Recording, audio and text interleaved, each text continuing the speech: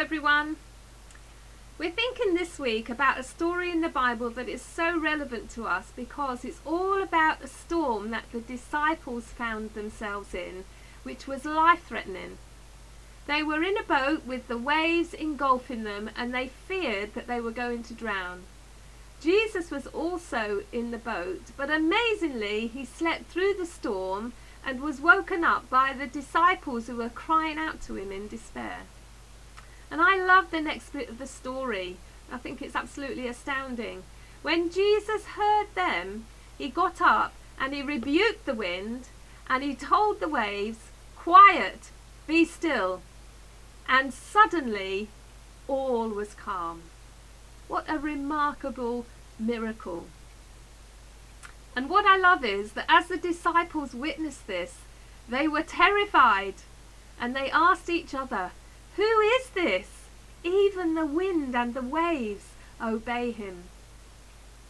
These men had actually witnessed Jesus doing many miracles and they knew he could do amazing things, but what they didn't know was that Jesus could control the forces of nature. And when they saw it happen, they began to quake. Only God could do that. Does this mean that the man in the boat with them is actually God himself? It was gradually dawning on them that Jesus was no ordinary person. He was God, and he was in their lives.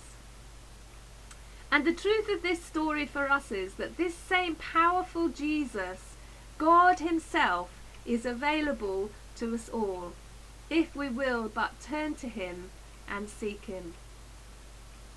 I love the fact that the wind and the waves obeyed Jesus. And the truth is that the wind and the waves today still know his name. And they do not have the power to drown us when we keep our eyes fixed on him. Someone has said, whether or not storms come, we cannot choose. But what we do in the storm, that we can choose. Where we stare during the storm, that we can choose. When my dad was dying, I remember going to him in the night as he was disturbed, and he said to me, "Sue, we have to keep our eyes on Jesus." And that's what we did. And he took my dad safely through the valley of death to the other side, and he brought us through safely too. I've learnt in my life that Jesus doesn't always take us out of the storm or get rid of it, but he does bring us through it if we turn to him, rely on him, and trust in him. He is so amazing.